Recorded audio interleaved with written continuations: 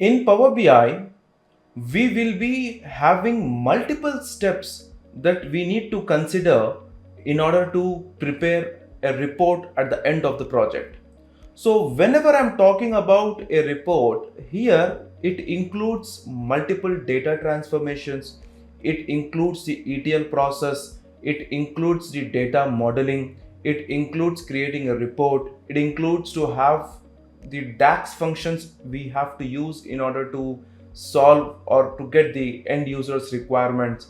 So there are multiple steps those are involved in it. So now if I don't consider the Power BI, if I just would like to talk to you with the example of a process that happens in a BMW company. Okay, let's consider the process happens in a BMW company. So let's consider that BMW manufacturing plant, if I would like to consider. So what happens here is that whenever we are trying to manufacture a vehicle, okay, I'm just taking an example of a vehicle. You can take an example of Nestle, where they manufacture the chocolates, okay, the milk products or whatever it might be. So now in the same way, what happens is, what is the first step?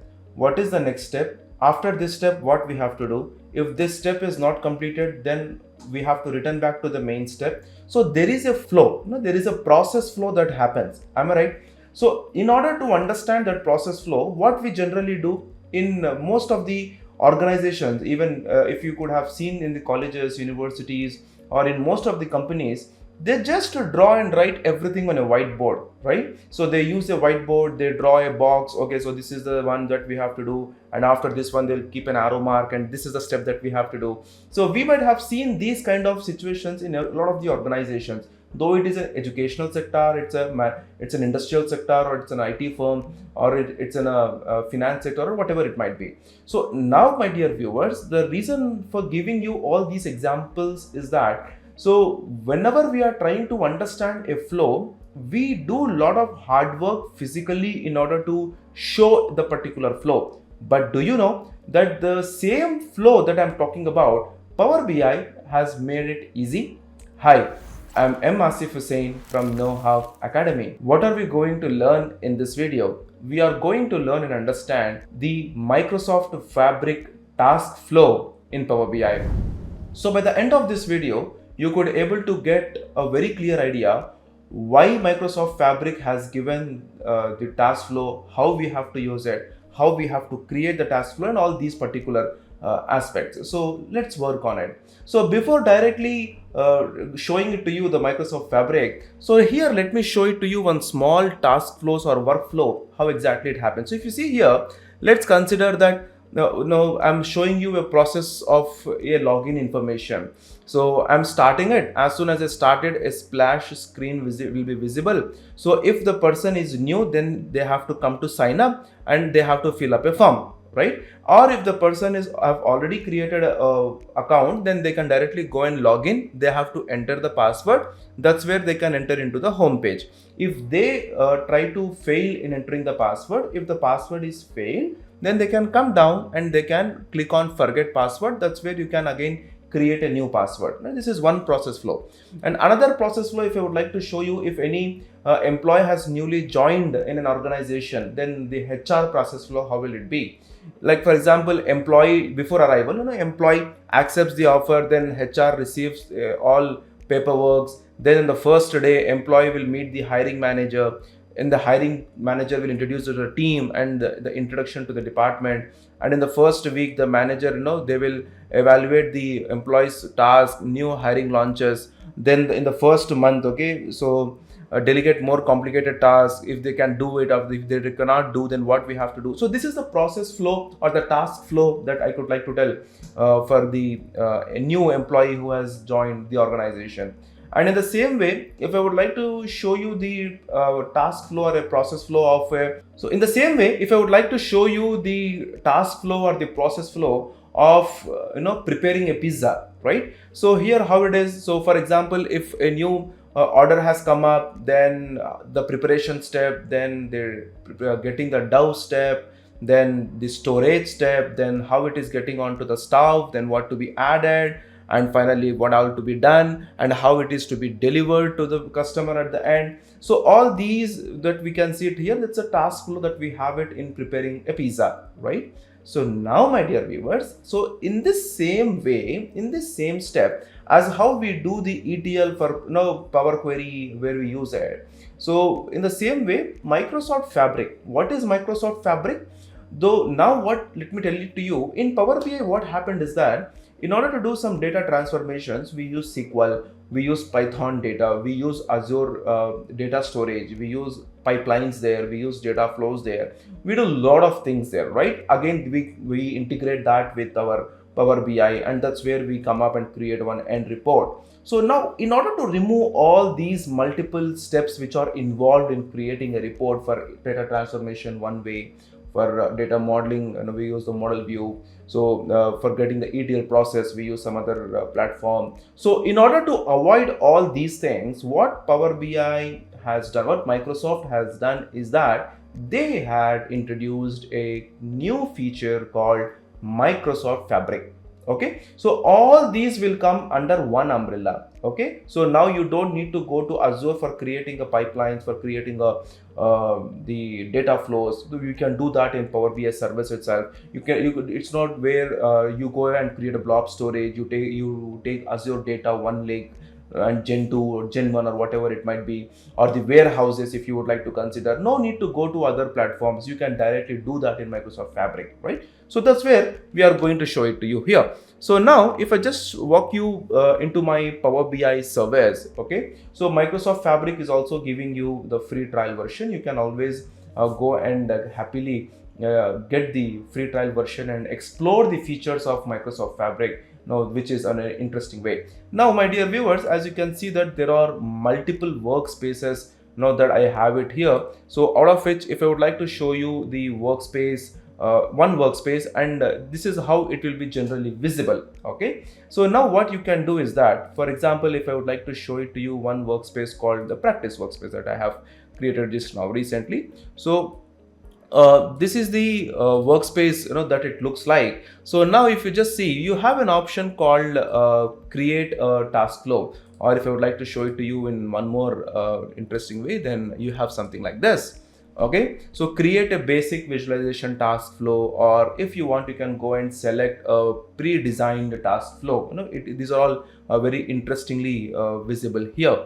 So what I can do is that I can just click on a task flow, pre-designed task flow. Then we have the different types of pre-designed task flow. So no need to again go and create in a step-by-step way. So what you can do is that you can just select whatever the information you would like to go with it, or there is another option that you can add a task here.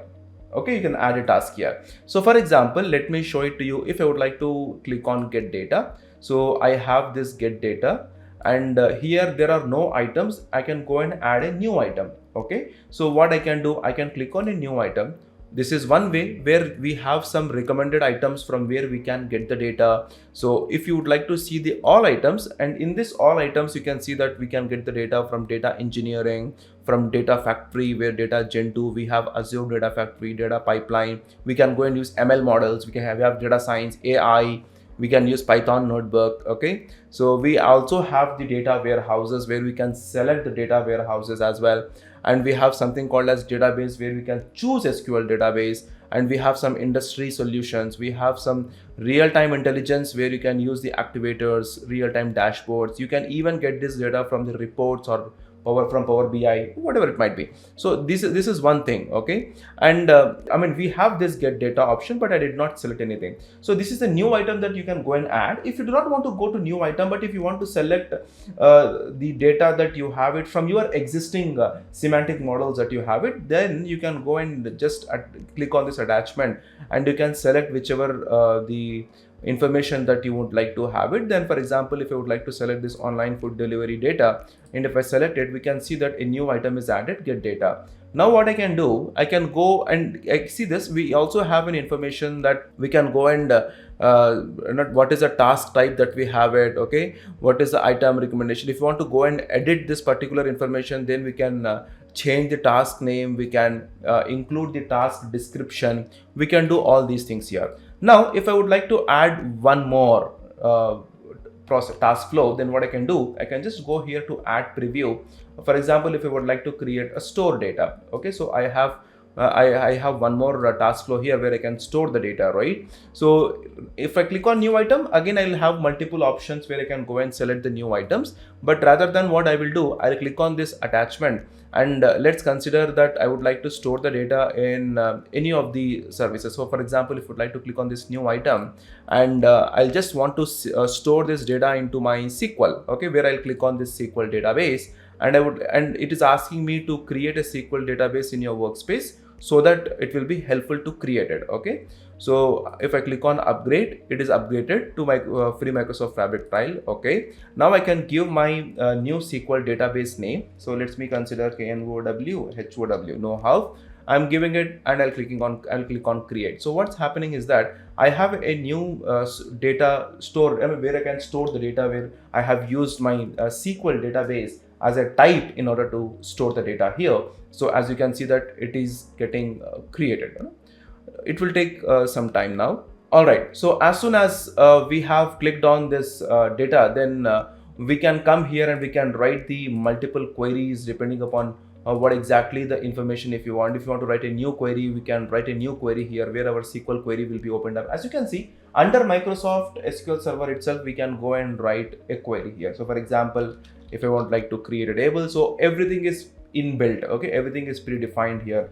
Create table, okay, what can be my table name? So all these things you can do it here, that we can discuss it later on. So now I'm coming back to the workspace here. So I have this get data and I have this store, but there is no connection between this. I have to connect it. So what you can do, you can get this particular option in order to connect your data to this one. So this will be connected. Okay, this will be connected. Now, if you do not know, or if you are facing difficulty how to connect it, then what I can do, I can just remove this one. Okay, what I can do, I can just remove this one. I can just delete this connector, and under this add preview, what happens is that we have something called as connector, where it is asking me to select it. I want to connect the get data with the store. Okay, I would like to click on add, it will get added. Okay, now I would like to add one more information here. Let's consider if I would like to visualize the data. Okay, the visualization, if I have clicked here, and the same thing, I would like to connect this one with this one, and I would like to go and visualize it. For this, I would like to select the dashboard, and I would like to click on select. That's where a new item is added, right? This is the basic task flow that I have created. Now, if you are facing difficulty to do all these things, do not worry. Power BI has given everything pre-designed to us. So for this, what I can do, I'll go to add preview, okay, and I will select the task flow, and we can see there are various task flows here. If I would like to go on the modulation, okay, if I would like to click on select, it is asking me, are you sure? Do you want to replace it? Because whatever you have created, that will go away.